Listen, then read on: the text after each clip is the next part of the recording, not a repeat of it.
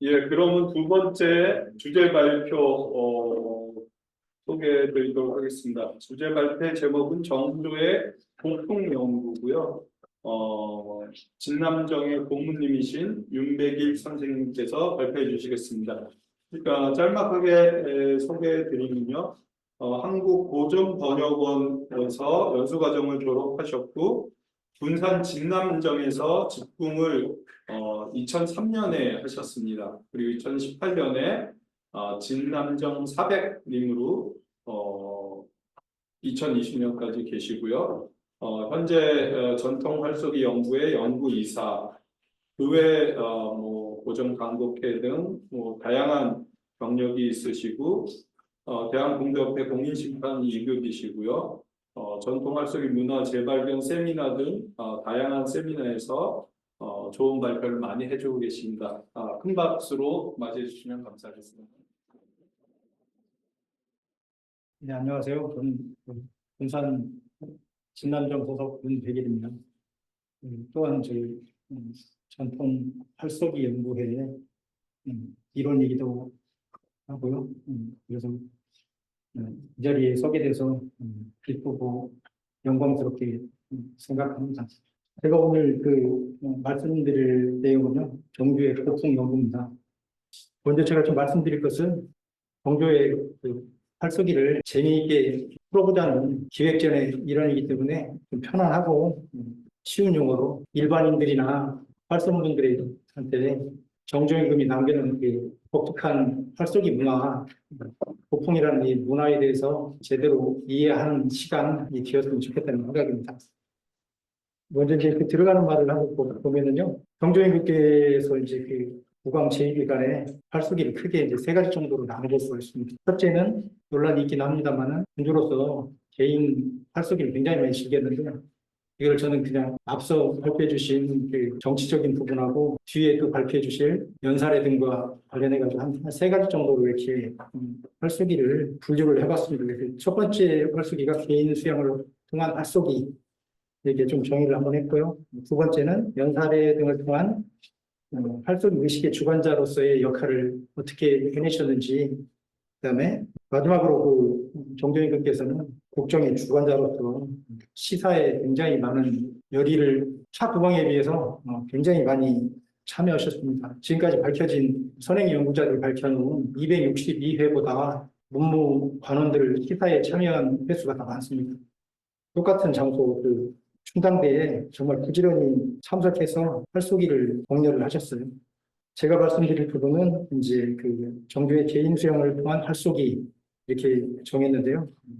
군주의 활쏘기를 단순하게 개인 수양으로 볼 수 있는지에 대해서는 많은 논박이 뒤따를 것이 분명합니다. 여기서는 그냥 개인 활쏘기로 이렇게 보도록 하겠습니다. 그리고 또 정조 활쏘기가 오늘 저희가 들여다볼 고풍이라는 특별한 어사 기록을 남겨놓았잖아요. 이거는 정말 유래를 찾아보기 힘든 아주 격전 높은 스포츠 기록물이라고 생각합니다. 그래서 이 기록물을 사례를 좀 들여다보면서 고풍이라는 이 어사 기록을 우리가 어떻게 쉽게 이해할 수 있는지 그거부터 한번 짚고 넘어가고요. 그 다음에는 이제 순서에 보면 사료에서의 고풍 활쏘기라고 이렇게 되어 있는데 이런 개개의 고풍지에 나타나 있지 않은 국왕의 활쏘기에 대한 통체적인 정보가 그때 당시에 발간됐던 반찬사료의 일성록이나 승정원 일기, 조선왕조 실록에 굉장히 상세하게 많이 기록이 되어 있습니다. 고풍 활쏘기에 있어서 반찬사료를 함께 들여다보는 것이 얼마나 의미 있는 일인지 살펴보겠고요.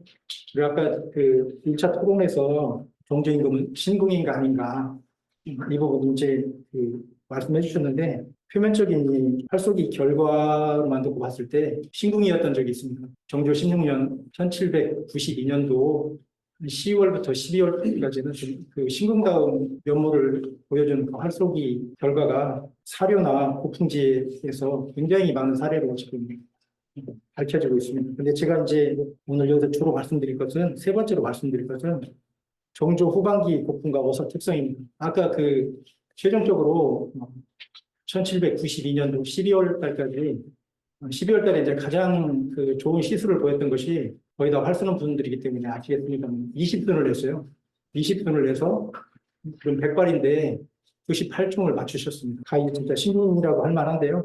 그 이후로는 반찬 사료나 고풍지나 어사 기록들이 한동안 나타나지 않습니다. 그래서 이제 쭉 그 조금 활쏘기로서 이제 휴지기라고 볼 수가 있는데 이 기간 동안에도 이제 물론 사료에 보면은 시사에는 굉장히 빼놓지 않고 참여를 하십니다. 그래서 이제 그 정조 후반기 고풍의 특성은 이제 방금 이제 신궁하고 결부시켜서 이제 잠깐 말씀드렸는데 그때는 이제 이렇게 뛰어난 성적을 내지는 못하셨어요. 다만 이제 팔을 꾸준히 즐기셨던 기록이기 때문에 그때의 그 경제임금의 활쏘기 양상은 어사 특성은 어떤지 그리고 이제 고풍에서 가장 중요한 부분 중에 하나인 어사 기록도 중요하지만 고풍지에는 항상 그 국왕의 사급품이 써 있잖아요. 어떤 사급품을 내려서 신하들과 소통하려고 했는지 그 부분을 좀 살펴보도록 하겠습니다. 먼저 그 고풍의 문서적 형식하고 내용적 형식을 좀 살펴보도록 하겠습니다.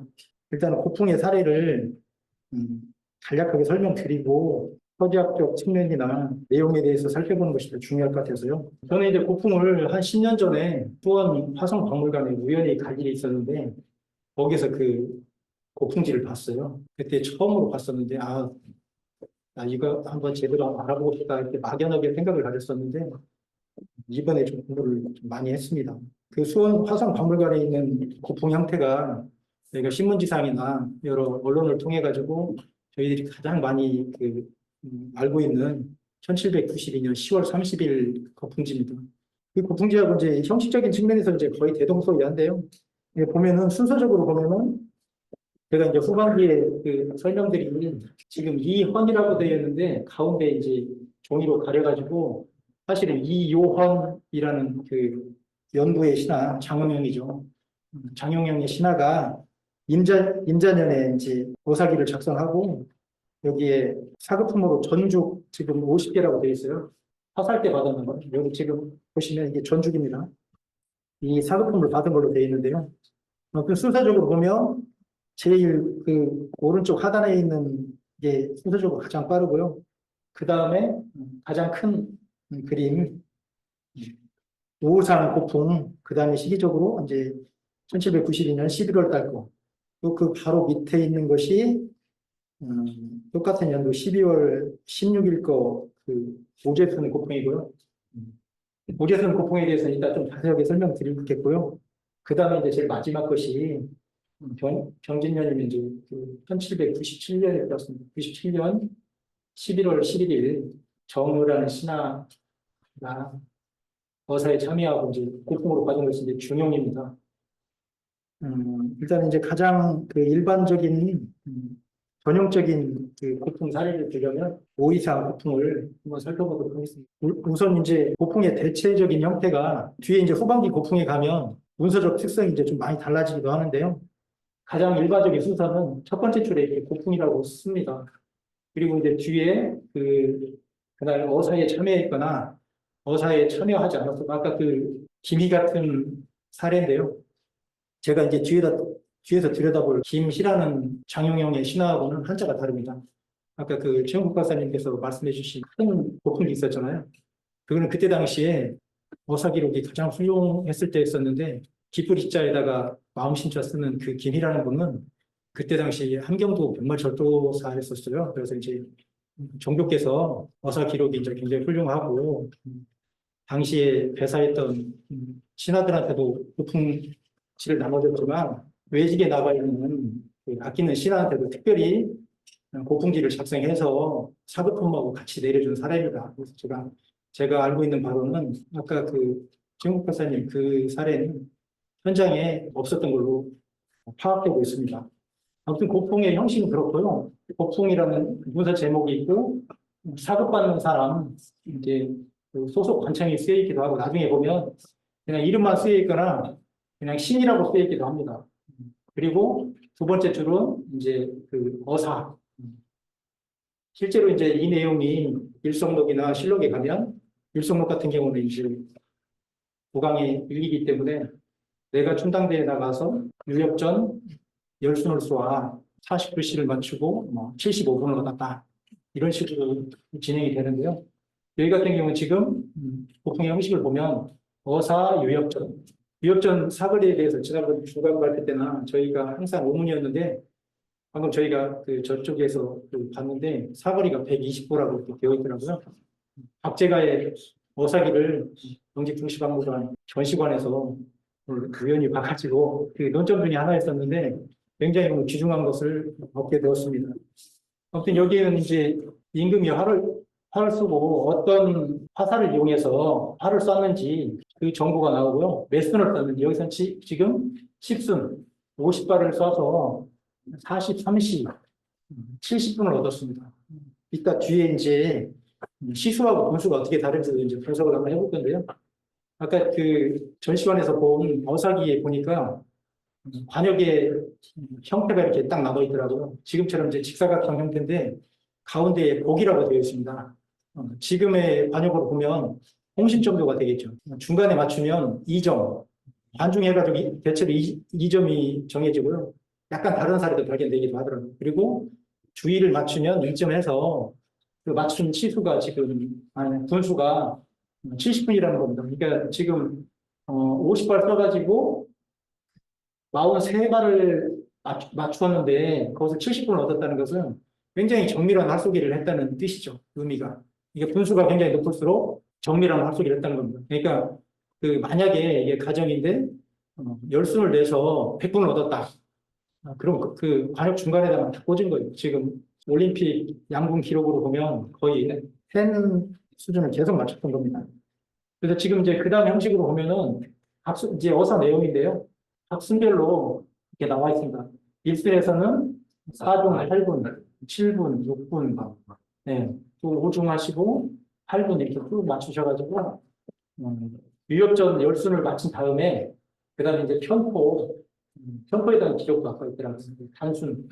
대체로 보면 이제 유역전 활쏘기를 가장 많이 하셨고 유역전 마친 다음에는 꼭 그 다른 종류의 반역을 택해서 활쏘기를 하셨는데 편포나 장역, 그다음에 소포, 소소포, 소소소포, 그다음에 소소소소포까지 아주 그 작은 반역을 일부러 제작을 명령하셔가지고 이렇게 활쏘기하는 기록들이 굉장히 많더라고요. 그리고 아까 시 박사님 아까 말씀해주신 활쏘기 넣으면은 막 정신을 집중하는 데 있다. 아주 나중에는 작은 이 한 마리가 막 수레바퀴처럼 크게 보인다.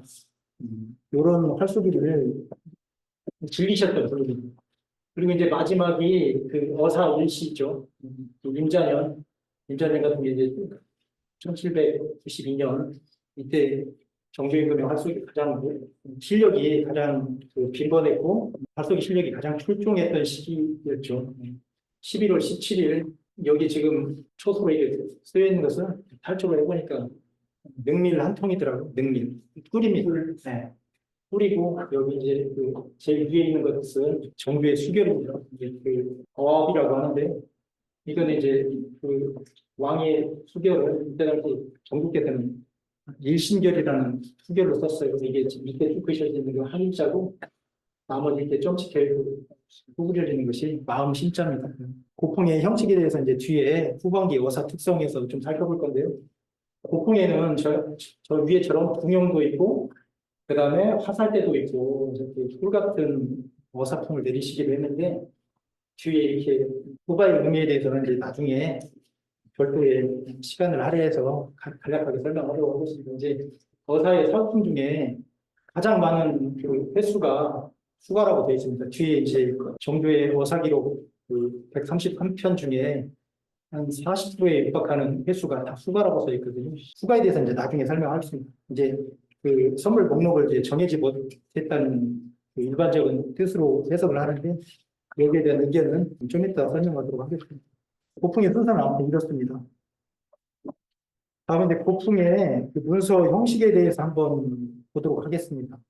이 고풍이라는 문서가 지금 현재 남아있는 것이 제가 그 국립중앙도서관에서 찾은 133건하고 그다음에 선행 연구자들께서 찾아주신 거 그다음에 시중에 인터넷상에서 있는 거하고 그리고 제가 아까 그 오늘 저 토론자이신 김재범 선생님께서 육사에서 공직하고 계시는데 거기에 지금 소장하고 계신 고풍지가 아까 44건이라고 했던가요, 원장님?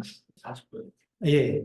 요것들이 지금 다 고풍척들이나 고풍지들이 개별적으로 관리되고 있거나 중요도에 비해서 국가에서 제대로 신경을 못 쓰고 있다는 그 느낌이 듭니다. 그래서 연구자의 한 사람으로서 이게 조금 다 취합되었으면 좋겠다는 그런 바람이 있습니다. 그런 차원에서 고풍을 서지학적으로 어떻게 분류할 수 있는지 한번 들여다보겠는데요. 지금 고풍의 기록 방식을 보면 가장 중요한 어합이 들어가 있고, 아까 후가라는 그 글씨나 그다음에 능밀, 전죽 이런 것들이 다 그 국왕 정조의 글씨입니다. 그리고 최종적으로 국왕의 어합이 들어가 있기 때문에 이거는 문서 형식상 공문서로 분류할 수가 있겠고요. 그다음에 이제 그 사급품을 받은 다음에 개별적으로 영광스럽게 대대로 집안에서 지금 소장하고 있기 때문에 이것들이 이제 그 박물관의 첩의 형태나 그다음에 낱장 형식의 문서로 보관되어 있기도 하지만 이게 막 그 시중에 유통되면서 옥션 같은 데에서 막 얼마에 팔리기도 하는 이런 그 조금 안타까운 현실들이 있더라고요. 아무튼 지금 문서의 형식을 보면 이제 공문서이기도 하고 사후에 이제 사급품을 받은 다음에 개인이 보관한다는 그 측면에서 보면 사무소의 형격도 약간 가지고 있다 본다고 저는 봤습니다. 그리고 이제 거기에 국왕 정조의 어합이 있기 때문에 이거는 결재권자는 정조, 국왕의 그 수결이 들어가 있기 때문에 공문서로 볼 수밖에 없어요. 그리고 이제 방금 본 네 가지 형태의 사례에서는 관인이 안 찍혀 있지만 그 후반기 고풍의 사례에서 보면 관인들이 굉장히 많이 찍혀 있습니다. 굉장히 희미한 것도 있고 그 관인을 찍은 소속 관사를 알 수 있는 대체로 보니까 장용영하고 국왕의 개인 물품 창고인 내탕고, 내탕진이라고 써있는 그 사례들을 제가 이제 뒤에다 그림으로 좀 써놨는데요. 아무튼 그 고풍의 문서를 보면 공문서라고 볼 수가 있고, 그 다음에 국왕이 이제 활쏘기 한 다음에 신하들이 이제 어사 내용을 기록하고 어사를 축하하면서 임금한테 청하는 그 청원 문서의 성격도 있고, 그 청을 하면 또 국왕이 사급품 목록을 정해서 신하들한테 시해야 하는 성격이 있기 때문에 민원처리라는 이제 형식적인 요건을 또 가지고 있죠. 그래서 신하들 입장에서 보면 상달문서, 그 다음에 국왕이 이제 최종을 결재해서 내려주는 차원에서 보면 이제 하달문서로도 분류가 될 수 있습니다. 이게 이제 고문서, 문서 분류법인데요. 아무튼 이제 가장 중요한 것이 형식적인 요소는 국왕의 제가가 들어가 있는 어합의 형태가 들어가 있는 거 하나하고 관인이 날인되었다는 점에서 공문서로 분류됐습니다. 그리고 이제 어사의 경기 내용이나 시혜적 요소를 볼 때는 시권이 있잖아요. 그 시험 답안지의 형태, 시권 형태로도 볼 수 있고 국왕이 신하한테 이제 사급품을 내린다는 측면에서 보면 응사장 형태의 문서로도 볼 수 있습니다. 근데 저희가 이제 가장 쉽게 생각하기에는 요즘에는 이제 CG를 많이 안 쓰고 있지만 사실 CG라고 볼 수 있죠. 가장 고급 형태의 CG.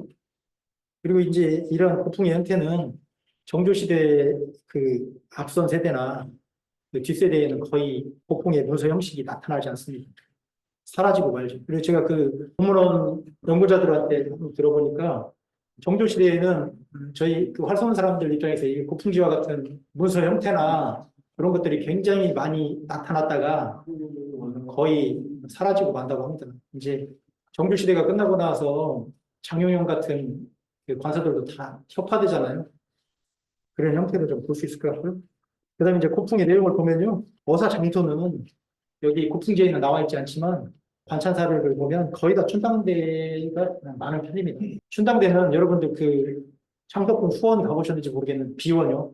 그 뒤편에 가보면 이때 당시에 이제 창경궁하고 창덕궁의 그 경계가 좀 모호한 편이었는데 그 중간 정도에 있다고 보시면 됩니다. 주장벽 바로 밑에 정도예요. 넘어가도록 하겠고요. 그리고 이제 춘당대 이외의 장소로는 화성 행궁시에 이제 득중정하고 동장대, 그다음에 이제 화성에서 돌아올 때나 도성 밖을 나갈 때에 소속 그 지방에 들려서 활쏘셨던 기록이 꽤 많습니다. 굉장히 좋아하셨던 분이죠. 그리고 누구하고 함께 쌌나 이때 국왕의 활쏘기가 성행했던 1792년 당시에는 규장각 각신이나 승지나 문무신들을 가리지 않고 다 불러서 이렇게 활을 쏘셨습니다. 근데 이제 후반기 활쏘기로 가면 그런 정보가 거의 없어요. 이때 아마 1792년이 가장 성행했던 거고요. 그다음에 이제 이 어사의 형태가 가장 많이 어사 내용이 가장 많이 남아 있는 것들이 이제 고풍의 형태로 남아 있고 첩이나 어사기 형태로도 지금 많이 남아 있는데 그중에 이제 어사 고풍첩을 가장 많이 지금 남아 있는 것 중에 하나가 청장관 이덕모의 기록을 보면 이때 당시 1792년 10월에 기록이 쭉 나와 있어요. 그래서 어사 고풍첩을 1792년 10월에 3번, 11월과 12일에 한 번씩 받아가 전부 5번을 받았어요. 근데 이제 그 이동무 입장에서는 굉장히 영광스러울 기록을 다 남겼다가 어사 고풍첩 한 장을 받고 두 자루를 받았다. 이런 내용들이 이렇게 쭉 나와 있습니다. 그리고 이제 이때 그 어사에 참여했던 그 신하들 중에 하나는 남봉철이라는 그 신하가 있어요. 이때 당시에 이제 초계문 신이었는데 남봉철이라는 인물은 순조 때까지 살아남아서 정조가 승화한 다음에 정조실록을 직접 편찬하는 편찬자가 되기도 하는데요. 이 남봉철의 아버지 남유용이라는 분은 정조가 그 세손 시절에 한 3살 때부터 무릎표에다 올려놓고 그 글을 가르쳤던 스승이라고 합니다. 근데 이제 나중에 이제 그 정조의 여사 기록을 살펴보다 보니까 그 궁궐 밖에 나가서 세신대라는 곳에 올라가서 팔을 쏠 때 이 초계문 신인 남봉철이 따라가는데 여러 신하들 앞에서 특별히 이제 그 청일산을 하사하고 너는 말에 타라. 우리 그 스승님의 아들인데 이 정도는 하나도 가지 않다. 이런 그 편애를 하셨던 남봉철이라는 인물을 참여자로 하나 소개시켰습니다. 그리고 이제 시수와 순수는 아까 설명드렸고요. 고풍으로 뭘 내렸는가 이 부분은 이제 그 후반기에 조금 설명드리도록 하겠습니다. 시간이 없으니까. 그리고 이제 가장 많은 그 기록 중에 하나는 후가라고 써 있는 것들은 이제 그 실록에 보면 정조께서 고풍으로 후가를 써서 내렸다. 이런 기록들이 꽤 있습니다. 직접 어사 사각품을 정하지 못했을 때에 내렸던 걸로 보이는데요. 대체로 이제 번역서에서는 후가는 신하들이 고풍을 내려주기를 청한 데 대한 물품이 아니고 후가라는 글씨를 써서 내린 것이다. 후가는 다음을 기약한다는 의미인 듯하다. 이렇게 그 번역을 하고 있고 대체로 다 이런 그 번역을 따랐더라고요. 근데 이것을 보면 그 국왕의 입장에서 보면은 다음에 주겠다. 그런 건데 이거는 국왕의 언어로 적합하지 않다고 봅니다. 그 결코 허언이란 있을 수 없는 국왕의 발언이기 때문에 이것은 그 차라리 다음에 과제로 남겨두겠다. 좀 순화시켜서 아니면 너희들과 함께 다음에 활쏘기를 다시 하고 싶다. 이런 의미로 받아들이는 것이 훨씬 더 낫지 않나. 그러니까 너희와 함께 다음에 나하고 다시 활쏘기 할 기회를 주겠다. 라고 하는 의미로 받아들이는 것이 더 좀 타당해 보인다. 이런 의견들을 그 번역자들이 좀 많이 주셨습니다. 그래서 제가 여기다 좀 인용을 했고요. 그 다음에 이제 그 신하의 입장에서 보면 신하의 이제 그 아랫사람이 기쁜 마음을 아래에 청해서 그거를 이제 정조가 허락을 하고 거기다 고품을 적어주는 거잖아요. 그래서 이제 신하의 입장에서 봐도 국왕하고 다시 활쏘기할 수 있는 그 기회를 부여받는다는 것이 가장 큰 영광 중에 하나라고 생각합니다. 아무튼 그런 의미에서 한번 살펴보고자 했고요. 그다음에 이제 이 후가가 써 있는 날에 어사 내용을 한번 보면 이때 화를 좀 관중을 많이 했나? 좀 적었나? 이것이 대체로 보면 좀 어사량이 적거나 그다음에 화를 쏴서 조금 많이 못 맞춘 날에 후가라는 기록들이 약간 편중된 건 사실입니다. 근데 꼭 일치하지는 않고요. 열순내서 43중, 41중 한 날도 후가라고 써서 내린 날이 있습니다. 그리고 이제 후가라는 그 고풍지를 받은 신하도 있고 실제로 사고품을 받은 신하도 있고 이렇습니다. 그래서 꼭 일치하지는 않은 것 같습니다. 그리고 이제 그 후가하고 오제순에 대해서 간략하게 한번 설명드리겠는데요. 아까 지영 박사님 그에서 보면 사고품으로 전약 한 그릇 내렸다고 이렇게 돼 있잖아요. 박물관에서 준비한 자료에 나왔나요? 이 후가라는 고풍지를 가장 많이 받은 신하 중에 하나가 오제순입니다. 오제순도 이제 정조가 가장 그 총애하는 신하 중에 하나였는데 1792년에 한 5번인가를 받아요. 사고품이 다 후가 이렇게 받다가 12월 17일에는 이제 꽁복이 하나 받고 그다음에 12월 19일 날에는 전약 탕약 한 그릇을 받아요. 근데 이제 이 인물이 12월 28일 날 이주 판수를 제수받고 이틀 만에 또 돌아가십니다. 이제 아무튼 지금 그 관찰 사료에서 고풍 기사는 왜 중요하냐면 고풍지에 나와 있지 않은 정보들이 굉장히 많이 나왔습니다. 언제 어느 장소에 가서 누구하고 화를 쐈는지, 그다음에 신하들의 성적은 어떠했는지, 신하들한테 어떤 고풍을 내렸는지, 그다음에 어사가 끝나고 나서 축하하는 의미로 어떤 시를 지어 바쳤는지, 그리고 국왕 자신인 정조가 같이 신하들과 같이 연구실을 같이 짓기도 하고 이런 내용들이 굉장히 많이 나와 있습니다. 그래서 이제 사료에서 가장 많이 남아 있는 어사 사례는 사료의 성격상 정조의 개인 일기라고 볼 수 있는 일성록에 가장 많이 남아 있습니다. 승정원 일기 같은 경우에는 이제 여러 가지 정치적 이유도 있고 관서의 특징이 있어서 승정원 일기에는 몇 차례 나와 있지 않습니다. 그리고 이제 실록 같은 경우에는 국왕 사후의 기록이기 때문에 승정원 일기나 일성록이나 다른 기초 사초들을 통해 가지고 취합해서 쓰는 자료이기 때문에 정조 여사 기록이 좀 남아 있는 편이고요. 여기까지 이제 하도록 하겠고요. 제가 이제 그 1795년, 1792년도부터 한동안 국왕의 활동기가 좀 중단됐습니다. 시간이 없기 때문에 이 부분을 간략하게 설명드리도록 하겠습니다. 1795년 이후의 어사 특성을 보면은요, 국립중앙도서관에 김희하고 이효헌이라는 그 그때 당시 장영영 신하들이 한 5년에 걸쳐서 꾸준히 기록한 고풍지입니다.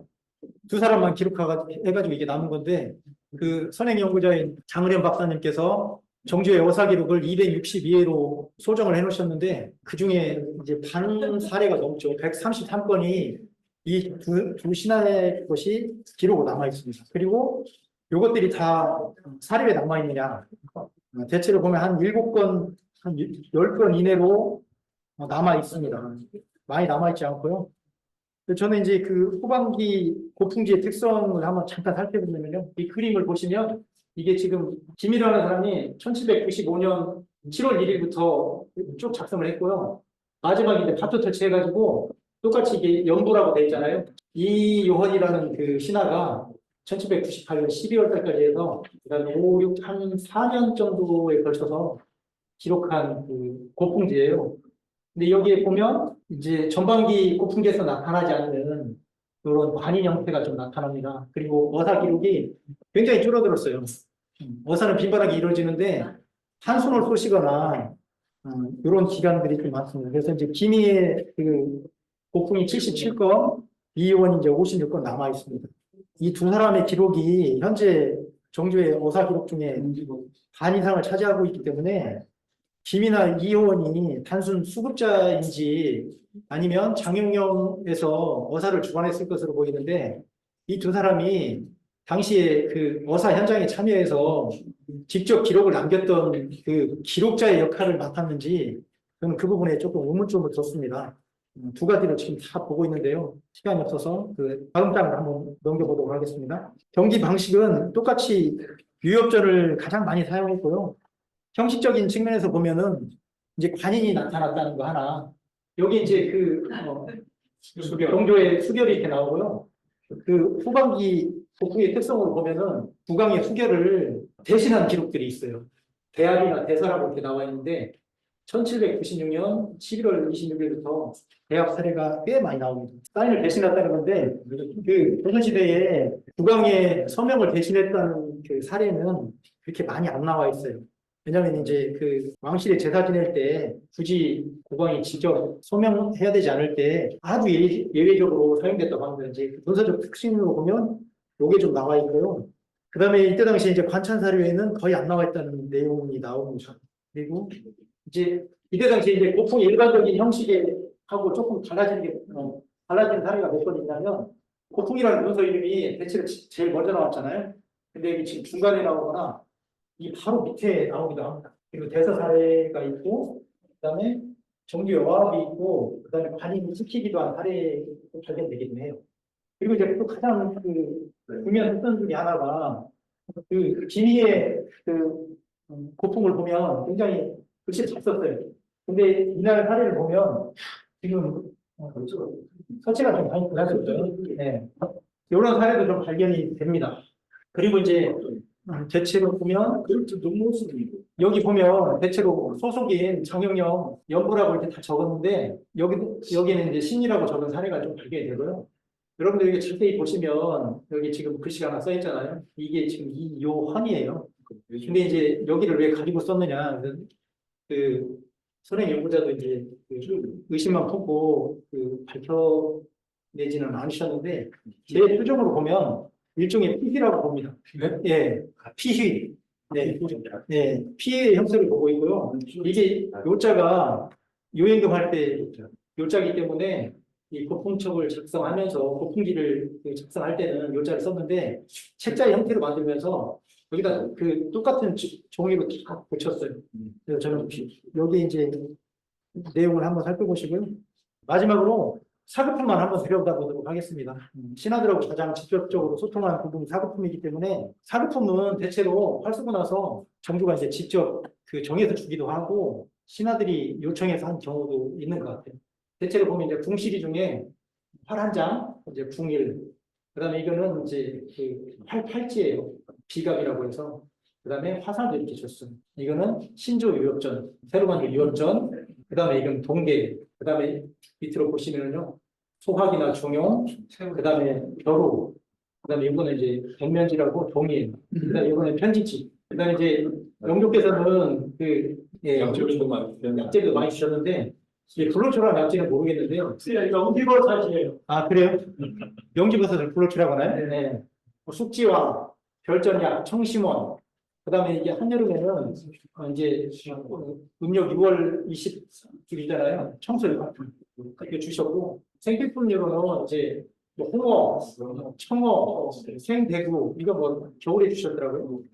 석표가 이제 찾아보니까 독이에요. 그다음에 이제 건시 안청, 그다음에 생치, 꽁이죠. 여기는 이제 그 쌀 한성, 그다음에 이제 커피 이염이라고 해가지고 겨울에는 이제 귀마개를 주셨더라고요. 그리고 이제 이건 소목인데 참나무로 만든 땔감입니다. 그 궁중에서만 쓰는 건데 아끼는 신한테 내린 거죠. 그다음에 이거는 이제 그 거획, 솜입니다. 솜. 그다음에 이게 돈도 주셨어요. 하급 관리한테는 전 20냥 좀 더 주시죠. 기타 사부품으로는 이제 주머니도 주고, 요거는 이제 금관자라고 해서 금태입니다. 그다음에 이건 염주, 그다음에 이제 뭐 그 주로 연말연시에 줬는데 전략이죠. 그리고 이제 요즘 같은 때는 간호선 주시기도 하셨고요. 쭉 한번 보세요. 여러 가지 주제를 좀 밝혀서 정부의 활동에 대해서 좀 말씀드리려고 했는데 시간 관계상 이걸로 마치도록 하겠습니다. 그리고 이제 그 뒤에 있는 부분들이 그 토론자이신 김재범 선생님께서 또 질문해 주신 내용하고 또 연관되는 부분이 있어서 나머지는 그 부분으로 넘기도록 하겠습니다.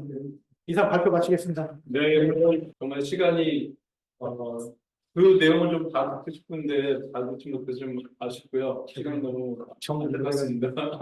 그 토론 시간이나 아니면 후에 다시 종합 토론 시간에 또 추가로 더 말씀 듣는 걸로 하고 다음 토론자로 다음 분 모시도록 하겠습니다. 김대범 부관장님이시고요.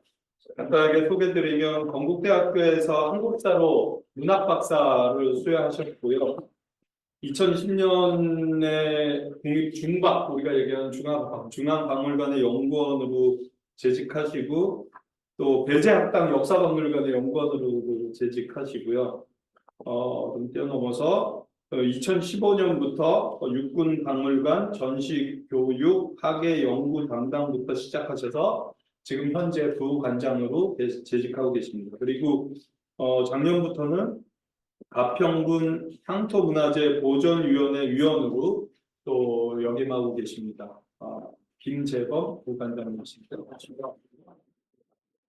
출입하는 프로젝트 김재범입니다. 그러니까 저는 기본적으로 박물관 쪽에서 일을 하면서 이 고풍과 연관이 있기 때문에 어떻게 보면 선생님들보다도 내 활동에 대한 이런 기본 상식이 좀 떨어지는 상황이 있습니다. 다행히 저희 쪽에 고풍이 저희가 실물로 40건이 있습니다. 예. 아마 지금 우리나라 국가기관 중에서 한 세 번째 안으로 좀 많이 갖고 있는 거기 때문에 그걸 바탕으로 좀 정리를 좀 했습니다. 그래서 저는 아까 262건, 최소가 제가 볼때 262건 같습니다. 근데 실제로 선 연구자가 해봤자 장을 선생님만 현재까지 이거에 대해서 연구를 하셨고, 그렇기 때문에 260건이 넘는 부품이지만, 리스에서 한국 학술연구소에서 검색을 해보면 관련 논문 한 편 나옵니다. 네, 그리고 연계 논문 한 편 정도가 물론 등재 논문이 아니나 그런 이제 일반 학술지나 이런 데서 더 있을 수도 있다고 저희 육구박물관 하기에 대한 한편 더 필요하고 더 있기는 하지만 우리가 흔히 얘기하는 등재 학술 후보 등재 후보 이상제 논문에서는 현재까지는 정식 논문 한 편밖에 안 나와서 그만큼 연구 자료가 부족하다고 볼 수가 있습니다. 그래서 선생님께서 오늘 이제 연구 자료가 이게 많은 이유가 너무 많은 분야, 그러니까 고풍에 관련된 상품이라든지 아니면 이런 것들 다 담아서 그런 것 때문에 양이 많지. 이게 수많은 연구분들이 하실 분들을 한 번에 하시다 보니까 양이 좀 많을 것 같습니다. 저도 이제 오늘 많은 논문을 처음 보기 때문에 기본적인 내용 쪽을 이제 서스를 다 하고 선생님께 이제 고생을 하신 이런 연구 결과가 나온 것에서 노고에 감사를 드리고 이제 그에 대해서 내용을 좀 부여하도록 하겠습니다. 첫 번째 질문에는 원래 이게 저는 이제 선생님께서 토론문 초반에 정조 활쏘기에 대해서 크게 관점 분류하셔가지고 이게 좀 활쏘기 고풍과 연관돼서 좀 더 나왔으면 했는데 이미 첫 번째 발표 때 첫 번째 발표 때 이 영조 활쏘기에 대해서 얘기가 되기 때문에 이것은 멈추도록 하겠습니다. 두 번째 질문 같은 경우 이 결국에는 고풍의 개수 문제입니다. 그래서 지금 저는 장원 선생님 같은 262건이라고 하셨고 그리고 윤미 선생님 같은 경우는 지금 추가로 관련 기사에 대해서 지금 언급을 하셨는데 이게 정확히 이제 국가기관 소속 고풍들은 어느 정도 파악이 되는데 민간 소속, 그러니까 개인이 갖고 있는 고풍 같은 경우는 좀 파악이 안 되는 건 사실입니다. 그래서 지금 근데 문제는 연구 자체가 많이 이루어지지 않기 때문에 장원 선생님이 한 10년 정도 추적한 결과 260도 있거든요. 저는 그걸 최소라고 보고 있는 이유가 역시 마찬가지로 승전원이나 뭐 일성무, 조선왕조 실록 같은 데서 추가 기록이 조금씩 나오는 건 사실입니다. 다만 이거에 대해서 아까 전에 선생님께서 쓰신 그 기사 중에서 몇몇 기사도 실제 활쏘기가 아니라 활 관련 기사로 저는 판단을 했기 때문에 그거에 대해서는 고풍의 숫자가 안 나올 것 같고 하지만 나오지 않으면 저도 이제 대조를 해보니까 장원 선생님 나와 있는 고풍 기록과 선생님께서 찾아낸 기사가 분명히 다른 걸 좀 확인을 했습니다. 그래서 그거에 대해서 물론 이건 지금 당장 답변 듣기보다는 추가에 대한 검토가 필요하다는 개념이고 다만 추가 여사 기록이 났기 때문에 향후 고풍 연구에 큰 도움이 될 듯하는 내용을 갖고 있습니다. 이게 세 번째 결국에는 같은 내용인 것 같습니다. 이제 논문이 고풍에 대해서 추가 논문이 이제 거의 10년 만에 나온 걸로 지금 판단을 하고 있는데 그렇기 때문에 이제 또 윤미 선생님께서 추가 기록을 발견을 하면서 고풍에 대한 이 변동의 그런 요지가 생긴 상태입니다. 그래서 지금 국립중앙도서관 소장 고풍에 대해서 하셨고 장원 선생님 같은 경우 저희 거 육구박물관까지 추가로 하셔가지고 지금 그래도 어느 정도 이번 간에 거쳐 두 번의 연구에 거쳐가지고 한 150점 넘는 고풍에 대해서 어느 정도 검토가 끝난 것 같긴 하지만 향후 다른 박물관에 있는 고풍에 대해서 연구에 대해서 좀 지속적으로 해주셨으면 하는 개인적인 바람이 있는 걸 사실입니다. 저희도 이제 지금 현재 40건에 대해서 서울시 유형문화재로 지금 등록 신청을 해놓은 상태입니다. 근데 분명히 떨어질 확률이 높다고 생각하거든요. 왜냐하면 중앙도서관 저보다 더 많은 숫자가 있고 그렇기 때문에 이렇게 되면 무슨 차이가 있느냐. 다만 저희 쪽에 좀 차이가 있다면 보통 고풍은 문서 한 장 요지지만 저희가 갖고 있는 고풍은 이제 뭐 좀 많이 노출된 것도 있지만 1m가 넘는 대형 고풍입니다. 그래서 특히 이제 하나 대형 고풍 제가 2개를 갖고 있습니다.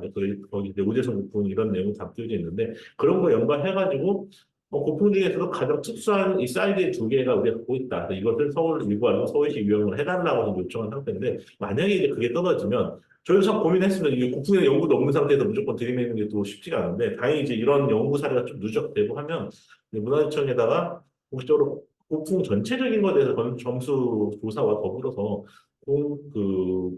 정주의 어떤 특수한 사례이기 때문에 이걸 고물급 정도는 해야지 않나 제가 이제 준비를 좀 하고 있습니다. 그래서 저는 오늘 요거 참석한 이유 중 하나도 이건 연구 결과 하나가 나오면 향후에 저희가 움직이는데 물론 저희 기관뿐만 아니라 다른 기관도 갖고 있지만 저희 기관 입장에서는 제일 안 알려진 기관이기 때문에 이 중에서 박물관의 위상을 좀 높이기 위해서 추진을 하고 있기 때문에 향후 선생님께서 지속적인 연구를 좀 해주시면 저희가 그걸 좀 편성해가지고 문화재 지정에 도움이 되지 않을까 생각하고 있습니다. 좀 더 깊은 논의를 해야 하는 게 토론자에서 이제 그게 맞는데 고풍이 워낙 연구 자료가 부족하기 때문에 제가 선생님 논문을 갖고 다른 것도 참고해서 하기가 쉽지가 않았습니다. 그래서 일반적인 순사례적인 걸 말씀드리면서 좀 앞으로도 계속 이제 농구를 부탁하는 마음으로 토론을 하도록 하겠습니다. 그리고 이제 좀 아까 전에 이제 이 진행을 하시면서 아까 제가 질문에 좀 전체적인 질문이 좀 있으신 것 같아가지고 그거에 대해서 조금 더 말씀해 주시면 될 것 같습니다.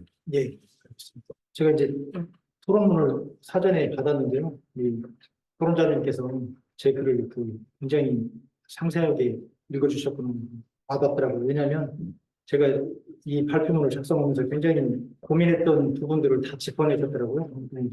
첫 번째로 이제 말씀드리면 제가 들어가는 말에서 정규임금의 활쏘기를 세 가지 관점에서 이렇게 들여다볼 수 있다 이렇게 언급만 한 게 뭐냐면 제 앞뒤로 해서 연설의 발표나 국정 철학 부분이 들어가기 때문에 이렇게 세 가지 정도만 남을 수 있다. 요 정도로 그냥 언급하고 정규의 고풍만 사실 집중하려고 했는데 요거를 이제 다 작성하고 나서 선행 연구자 것을 일부러 안 봤습니다. 근데 거의 완성 단계에서 보니까 너무 많은 것들이 겹치는 거예요. 그래서 이제 방향을 급히 틀어가지고 하느라고 좀 일관되지 못하고 혼란스러운 측면이 분명히 있습니다. 그래서 지금 여기서는 정부의 고풍 개인 활쏘기라고 볼 수 없죠. 그때 당시 승정원의 승지들이나 문무 신료들, 부장과 각신들을 직접 불러다가 활쏘기를 시켰기 때문에 개인적인 수영의 활쏘기라고 할 수 없는데 이 후반기 활쏘기로 보면은 진짜 정말 정주임금이 활을 좋아하신 분이었구나 이게 느껴질 정도의 자료들이 다 발견됩니다. 그래서 제가 133건 하면서 이 지금 뒤에 보면은 이렇게 돌려표 나와 있잖아요. 뭐사의 일하고 그날 어떤 내용을 쓰셨는지 이게 쭉 한 줄 작성하는데 보통 한 10분 정도 걸립니다.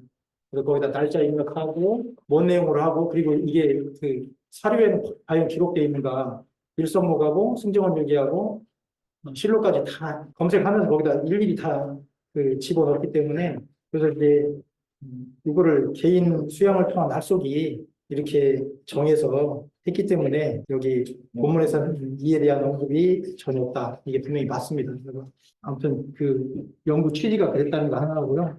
그 다음에 이제 가장 명사수로 뽑히고 활쏘기를 가장 즐겼던 정조임금이라는 말씀은 맞습니다. 1792년도에만 봐도 그렇고요. 그리고 또 이제 앞선 사례에서도 말씀해 주셨고, 그리고 또 저도 이 부분을 그때 당시에 시수별로 해가지고 명확하게 데이터를 내놓은 부분이 있었는데 저까지 하면 또 사족일 것 같아서 사실은 필수입니다. 그리고 이제 관찰 사료에서 왜 이렇게 다루고 있는가에 대한 성격을 보면 정조 임금 자체가 태손 시절부터 정통성 시비나 죄인의 아들이 어떻게 대통을 이어받을 수 있느냐 이런 시비에 끊임없이 시달렸잖아요. 그래서 대표적인 이제 정조 시대의 친위 기관이 문무로 나눠볼 때 교장각하고 장용령이잖아요. 근데 이 교장각하고 장용령이 있기 전에 그 일을 맡고 있는 여러 관사들이 있었을 거 아니에요. 특히 승정원이나 홍문관이나 기타 여러 관서에서 하던 일들을 규장각에서 많이 가져왔어요. 그래가지고 이제 권력을 분산시키고 그런 과정에서 일성록에는 나와 있는 것들이 승정원 일기에는 대부분 빠져 있는 것들이 많아요. 그리고 실제로 국왕의 활쏘기 특히나 1792년 10월달 기록을 보면 정조가 활만 쐈냐? 아니에요. 가장 빈번한 활을 많이 쐈던 10월달만 봐도 당일날 기록을 보면 그날 국무 처리한 것이 보통 한 12건에서 15건 정도 기본적으로 돼요. 그리고 가장 마지막에 내가 춘장대에 나가가지고 유협전 열승을 써가지고 몇 발 맞췄다. 이게 그냥 간략하게 나와요.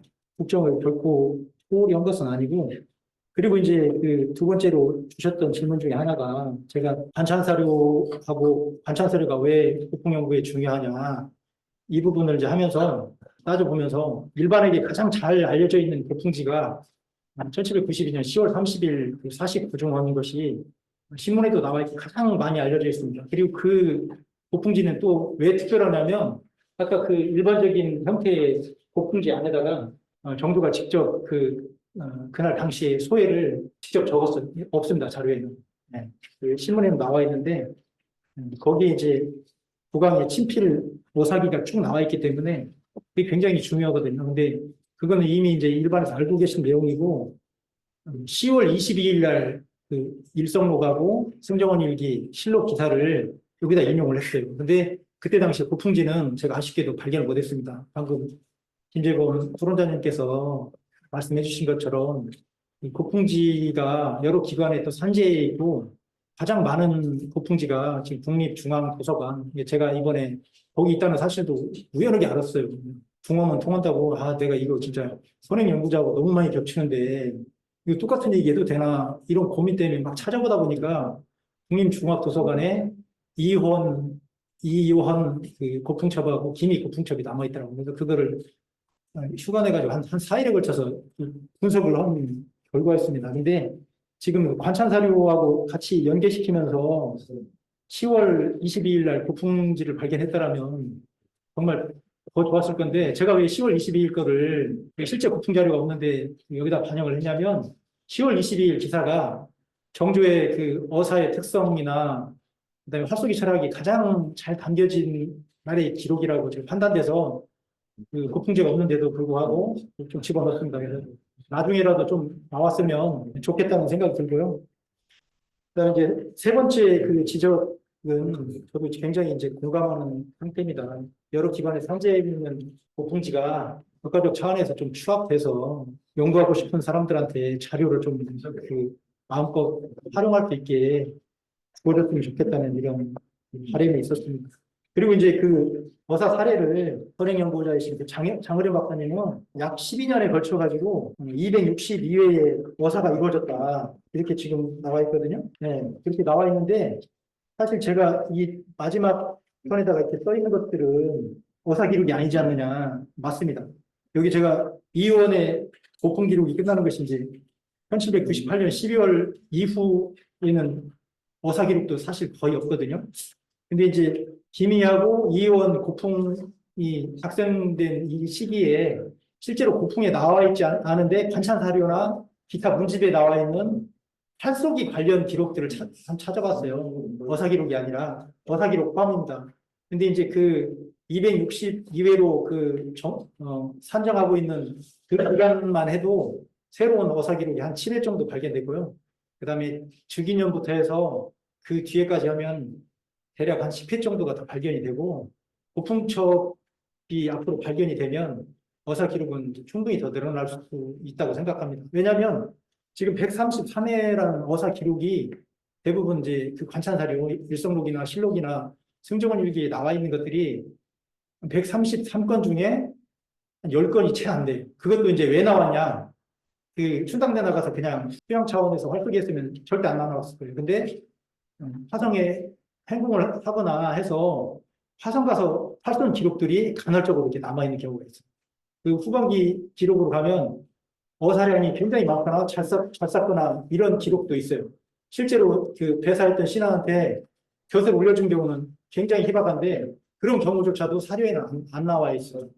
그렇기 때문에 이제 정규의 어사 기록이라는 것이 고풍하고 반드시 일치하지는 않는다. 이렇게 기관에 남아있거나 시중에 그 유통되고 있거나 이런 것들하고 관찰 사료까지 다 하면 300건이 넘지 않을까 이렇게 생각이 듭니다.